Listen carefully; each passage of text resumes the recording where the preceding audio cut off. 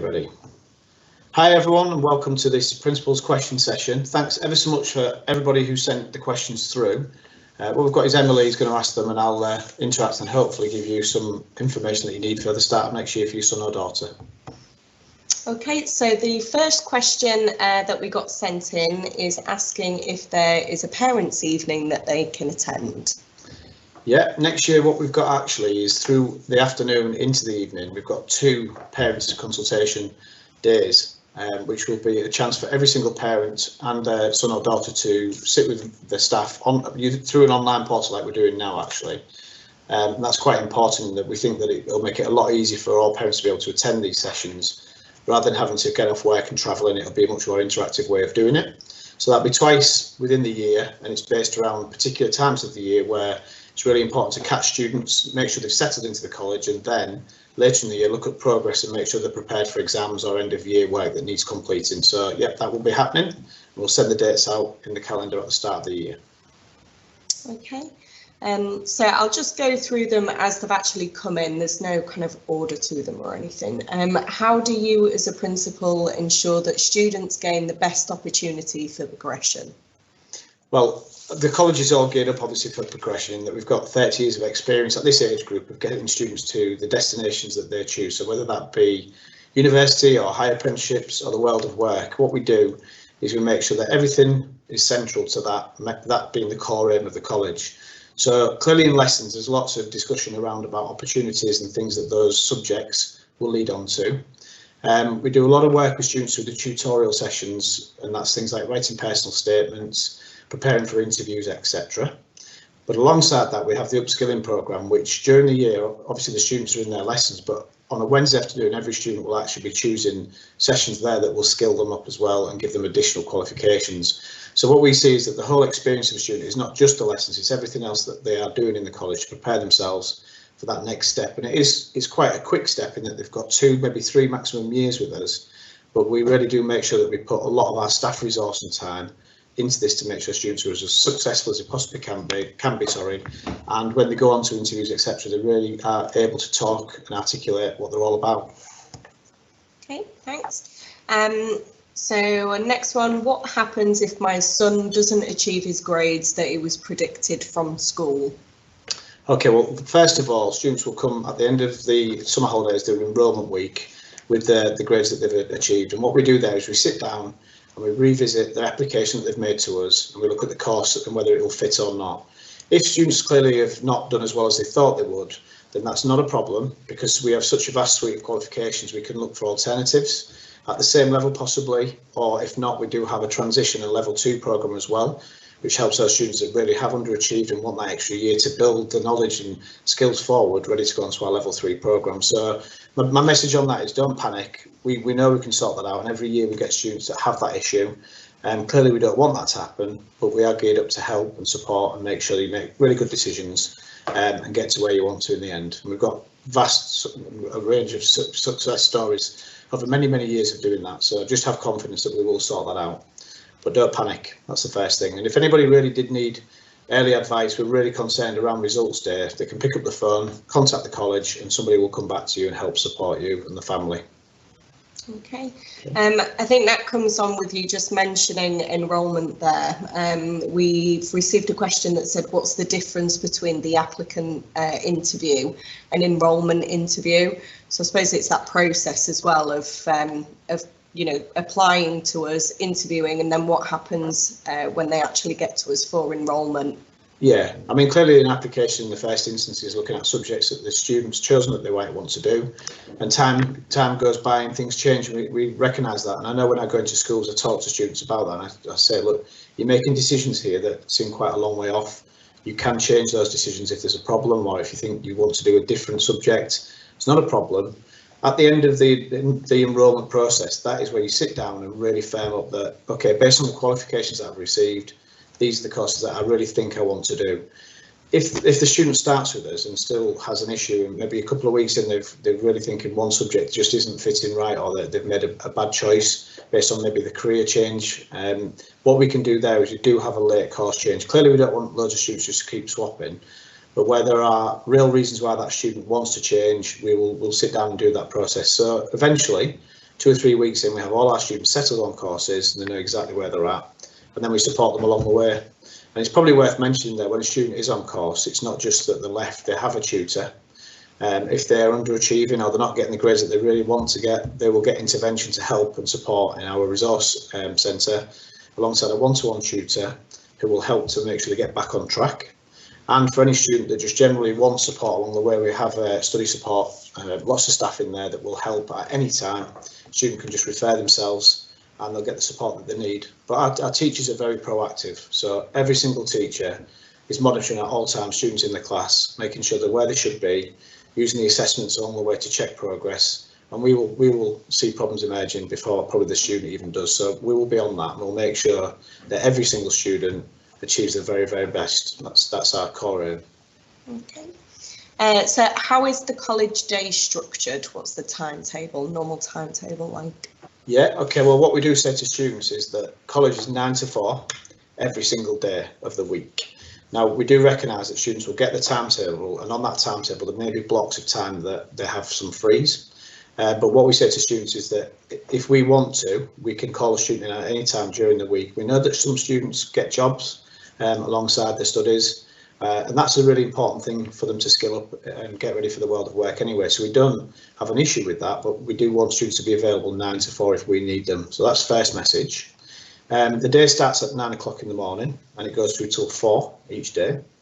We have a break after the first period around about 10:15, and then we have a kind of like double lesson that runs up to 12:15 at lunchtime, and then the students can use the canteens, back to lessons at 1 and then through the afternoon. But like I say, there are study periods set in there, so every student will be expected to work outside of lessons as well, and we really do encourage in those free periods that students use the time, use the college site, see the teachers if they need to, and make sure that before the next lesson they're ready to go again with the learning. And as a general rule of thumb, I always say if a student does 4 hours on a subject, they should do 4 hours of work outside of the subject. So whatever time they're spending in their subject areas, they need to make sure they go home and do extra work. A big thing for this age group and this sort of work demands is that it is a big jump up. And so therefore there is the need for students to do their own work, and that is why they don't have a full timetable for the week, because it's about students building those skills forward. So we will be keeping an eye on that, making sure students are doing the work that is expected of them. Okay, I think you answered this question about what support is on offer alongside the studies with the academic mentors, but yeah. Maybe you could expand any SEN support that we offer as well. Yeah, absolutely. Yeah, well, as I've already mentioned, you've got a tutorial that will intervene where there's underachievement. We've got our study support staff that will work with any student. For anybody with SEN, etc., we have a group of staff that are specially trained to deal with that and help and support as well. We have exam arrangements for students that get additional time, etc. So we'll ask that question when you enrol at the end of August as well, just to check. So we make sure that that's in place. And generally, we also have a student support team at the front of the college that are there for all the other bits and pieces. So that's kind of emotional, social support that students need. We recognise that it's just challenging time. So we have a lot of staff support. And that's something as a college we really do pride ourselves on, is that we know every student. We make sure every student is comfortable, there's no barriers to learning, and that they feel that they can access the college as they should. And we'll work with families as well to support that. I know for some students they will be getting tours over the summer to just feel a bit more at ease about coming to the site and understanding what it's like, because we haven't been able to do our welcome days. We recognise that, but we also get some of our SEN students to come in and do a bit of a summer camp as well. So hopefully we get everything sorted. But again, I'd encourage any parent that has any fears or concerns, pick up the phone, talk to the college, and we'll make sure that we support you in making sure that transition from what has been a very difficult year 11 in school to college isn't too scary for students, and that we get them settled in early, and then we don't have problems as they become a full-time student with us. Okay. Right, so this one, I don't understand how the Microsoft Teams app works. Do I need to download it as well as my daughter? The student will have access to the Teams through their channel, so you need to basically go through your son or daughter's device to look at what's on there. But what we're doing is we're early throughout the summer and ongoing, we'll be communicating with students all the information and things that they need before they start with us. So it really is the go-to place, and I'd encourage that you check that your son or daughter has downloaded that and are accessing the materials that we're putting on there, because there's some really important things. There will be summer bridging work that we'll be setting for students, and that's to get them ready for their studies. So again, encourage that you go on, check that they're doing that and that work is completed, because they have to give it in the first week of the studies with us to become a student as well. That's part of the contract. In addition to that, what we'll be doing this year is that timetables for all students will be actually put into the calendar on Teams.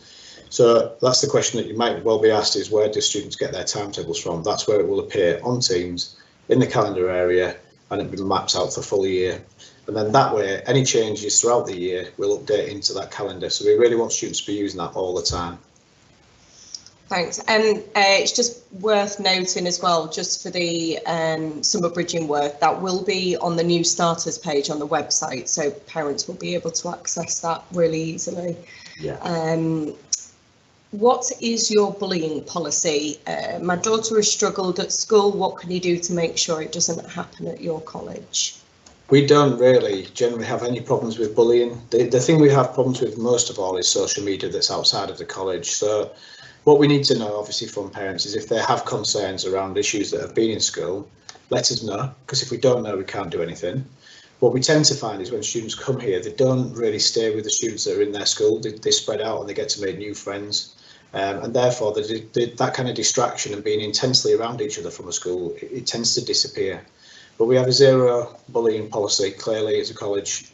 We will be on it straight away with our student support team if there's any issues that arise, and we will always contact parents. But I think the big thing for me is when we don't know, and then we find out 3 or 4 weeks later that there's been issues, it's, we could have stopped it from day one, really.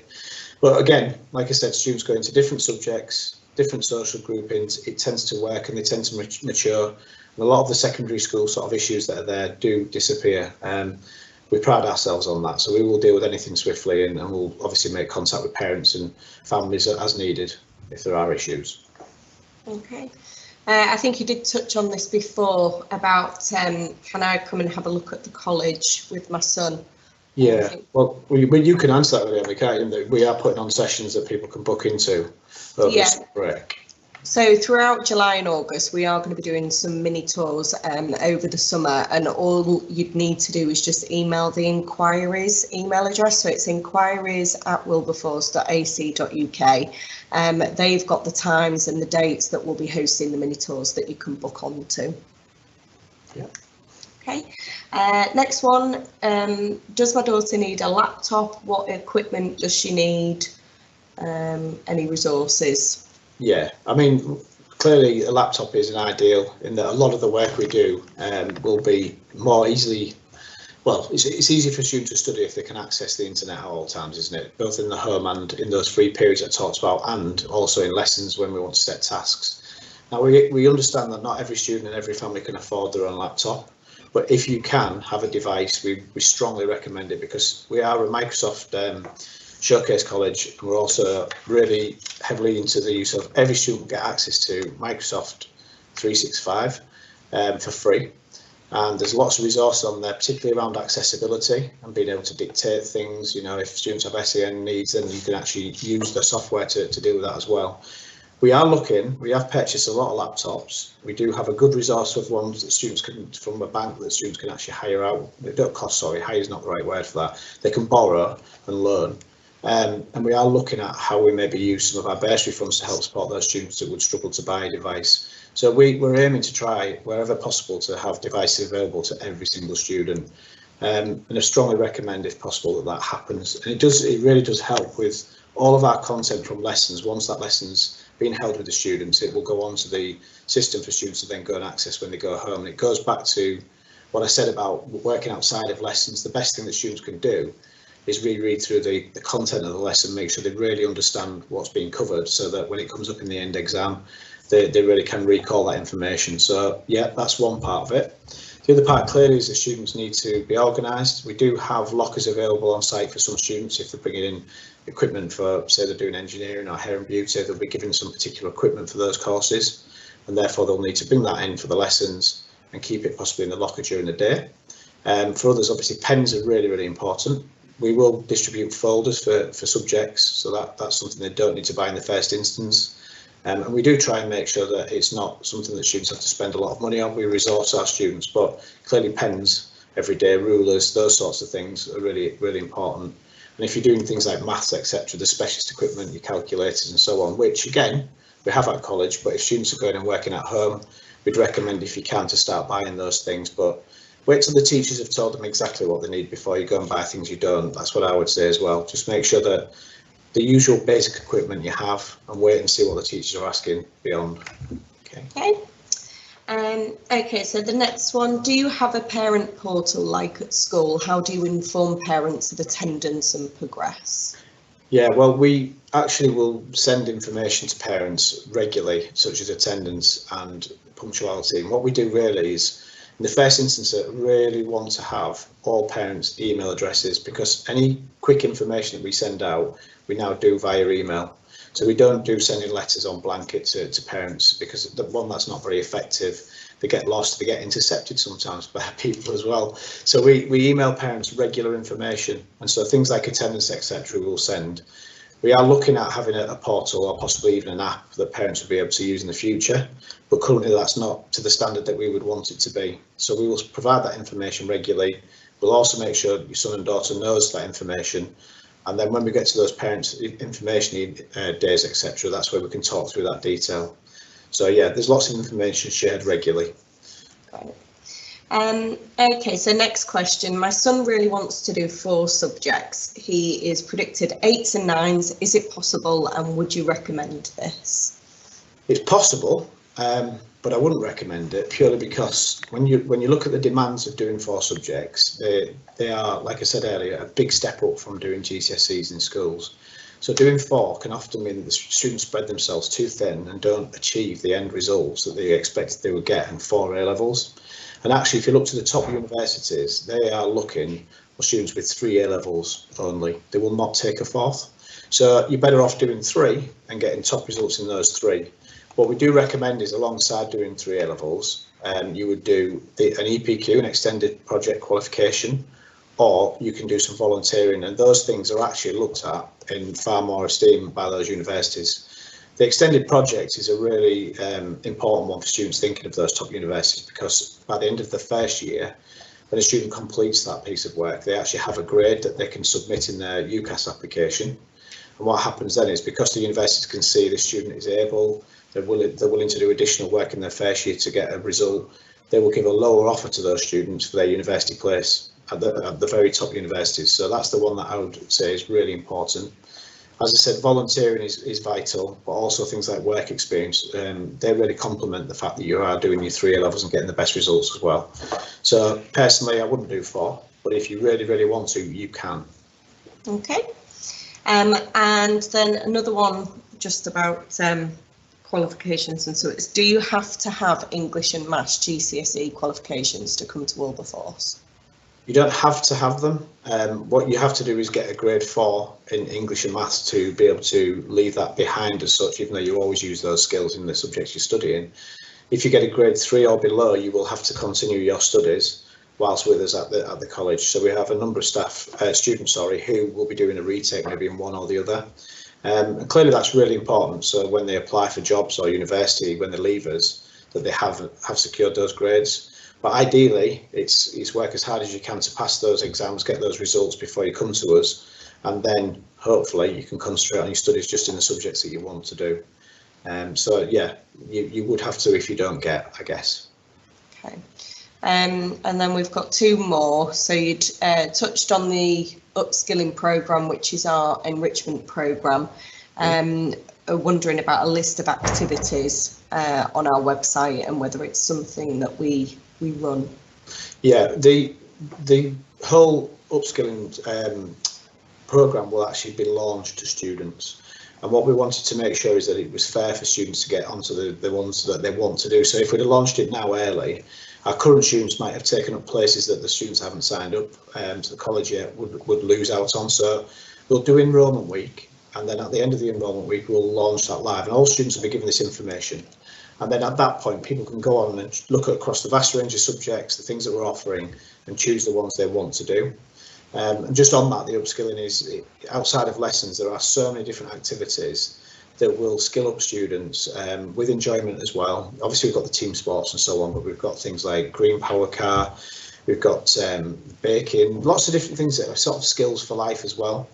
And in addition to that, we have an online system that students can get access to, and we're going to be making sure that they complete modules online alongside the courses that they're doing, so that they actually have certificated, such as things like first aid, those types of things, so that when they go for jobs, they've already done them, and then they're much more employable. So I guess it's fun, but with employability involved in it as well. So that'll be launched, like I say, end of enrolment week, and I really strongly encourage, get on it as soon as it launches and secure your place in the courses that you want to do on a Wednesday afternoon. Brilliant. Last one then, what's the dress code policy? Do they have to wear anything specific? Nothing specific. They do have to have a lanyard at all times, which you can see I'm wearing one. So a lanyard has to be worn by all students with their card in it, because the card will get them into the turnstiles at the front of the building. That's for security, obviously. And then other than that, it's about being appropriate. So we don't have hats in lessons. We don't wear caps and hats while sat there, and we don't want coats on in lessons as well, but clearly they'll need coats to come into the building if it's a cold day. And then after that, it's anything that's appropriate to come to college and study. And we recognise that students want to be themselves and be individual, but they just need to do that within reason and be careful about what they do. I always think about it as that you're preparing these students to go on and be professional, get a job and look smart. So smart casual is probably how I describe it. Okay, right, that's all the questions. Thank you, Colin. Yeah, thanks everyone for joining us.